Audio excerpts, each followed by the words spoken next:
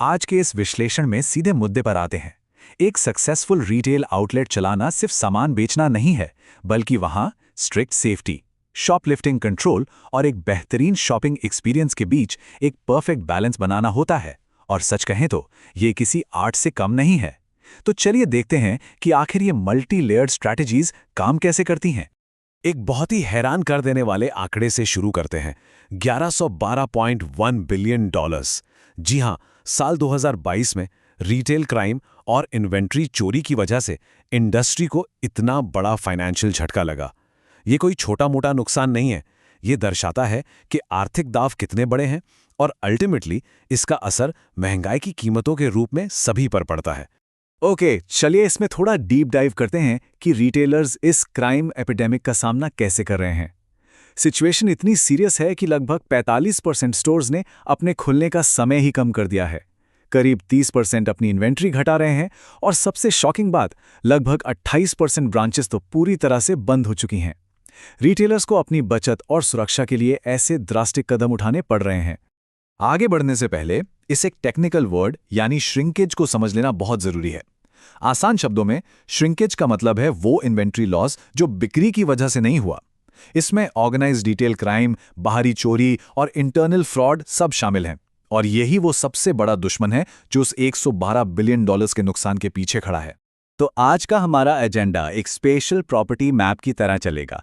हम सबसे पहले रिटेल श्रिंकेज की महामारी को समझेंगे, फिर बाहर से अंदर की तरफ बढ़ते हुए जोन 4 यानी parking lot safety, zone 3 store entryways, zone 2 sales floor, zone 1 asset protection और आखिर में एक बहुत ही क्रिटिकल मुद्दे इंटरनल एम्प्लॉय थेफ्ट पर जाएंगे।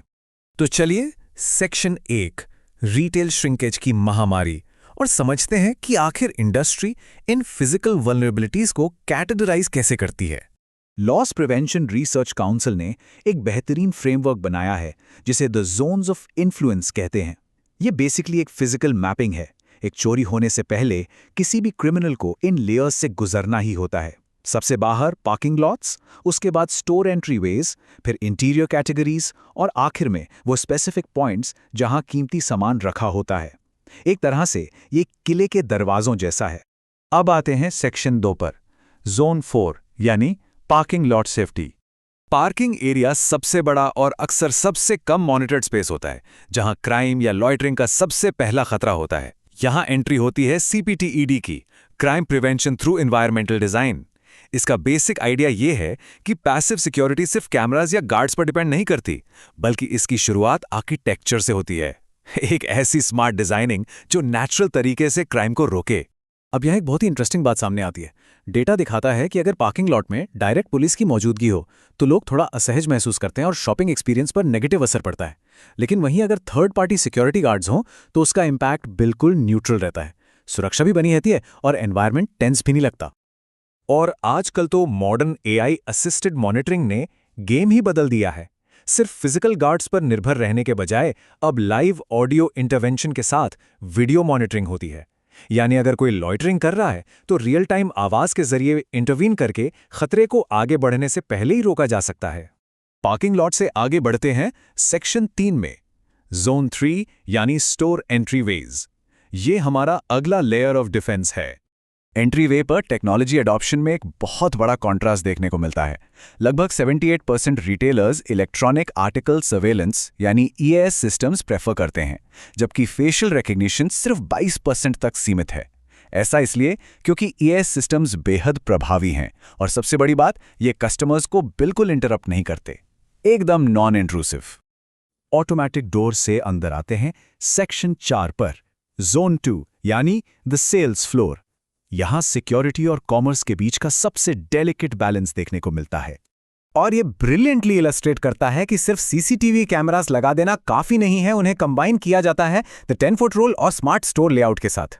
इसका मतलब है लो प्रोफाइल शेल्विंग रखना ताकि कोई ब्लाइंड स्पॉट्स ना बचे और स्टाफ हर 10 फुट के दायरे में कस्टमर से इंटरैक्ट करे। ये सब मिलकर सेल्स फ्लोर को एक नेचुरल कमांड सेंटर जैसा फील देते हैं। अब सेक्शन 5 पर आते हैं, जोन 1 एसेट प्रोटेक्शन। ये वो आखिरी फिजिकल रुकावट है जो सीधे मर्चेंडाइज को प्रोटेक्ट करती है। सामान को बचाने के 2 मुख्य तरीके होते हैं, लॉक बॉक्सेस और सिक्योरिटी टैग्स। पर इनमें एक बहुत बड़ा ट्रेड ऑफ है। लॉक बॉक्सेस सुरक्षा के लिए तो एकदम बुलेट प्रूफ हैं, लेकिन इनकी वजह से सेल्स में 15 से 25% तक का बड़ा ड्रॉप आता है। वहीं सिक्योरिटी टैग्स कस्टमर न्यूट्रल और बेहद फ्लेक्सिबल होते हैं। लॉक बॉक्सेस की वजह से होने वाली फ्रस्ट्रेशन, जैसे स्टाफ का इंतजार करना, इस प्रॉब्लम को सॉल्व करने के लिए फ्रीडम केसेस जैसी टेक्नोलॉजी आई है। ये सेलफोन एक्सेस कोड्स यूज करती हैं। इससे वो लगभग 1.5 मिनट का एम्प्लॉय वेट टाइम बिल्कुल खत्म हो जाता है। रिटेलर्स अब ऐसे ही सीमलेस टेक में इन्वेस्ट कर रहे हैं ताकि सिक्योरिटी भी रहे और शॉपिंग में रुकावट भी ना आए। लेकिन एक सेकंड रुकिए, क्या होता है जब सबसे बड़ा खतरा बाहर से नहीं बल्कि अंदर से आए? ये बहुत ही शॉकिंग फैक्ट है कि सभी चोरियों में से 1/3 से ज्यादा चोरी उन्हीं एम्प्लॉइज द्वारा की जाती है जिन्हें बिजनेस को प्रोटेक्ट करने के लिए हायर किया गया था। यही हमें ले आता है हमारे आखिरी और छठे सेक्शन पर, कॉम्बैटिंग इंटरनल एम्प्लॉय थेफ्ट, यानी बैक ऑफिस, स्टॉक रूम्स और पॉइंट ऑफ सेल पर फोकस। तो यहाँ सबसे क्रूशल पॉइंट ये है कि रोजमर्रा के बेसिक प्रोसीजर्स ही सबसे बड़ा डिफेंस होते हैं। जैसे हर एम्प्लॉय को अपना एक अलग कैश ड्रॉ देना, चाबियों पर डू नॉट डुप्लीकेट स्टैंप लगाना, कूड़े के लिए क्लियर ट्रैश बैग्स यूज करना और एक्सेस कंट्रोल को रिस्ट्रिक्टेड रखना। ये छोटी छोटी बातें इंटरनल श्रिंक को ड्रास्टिकली कट डाउन कर देती हैं। इसके अलावा सरप्राइज चेक्स और डेटा माइनिंग का रोल बहुत बड़ा है। अनप्रेडिक्टेबल साइकिल काउंट्स और पॉइंट ऑफ सेल डेटा को माइन करके अनयूजुअल वॉइड्स या रिफंड पैटर्न्स चेक किए जाते हैं। अगर कोई एम्प्लॉय अपने किसी जान पहचान वाले को फ्री सामान दे रहा है, जिससे रिटेल लैंग्वेज में स्वीट हार्टिंग कहते हैं, तो डेटा माइनिंग ऐसी डिस्क्रिपेंसीज को तुरंत एक्सपोज कर देती है। चलिए अब देखते हैं कि ये सब कैसे एक साथ जुड़ता है। ये कोड इस पूरे विश्लेषण की जान है। सिक्योरिटी मेजर्स जितने कम इंट्रूसिव और अदृश्य होंगे, कस्टमर का शॉपिंग एक्सपीरियंस उतना ही बेहतर रहेगा।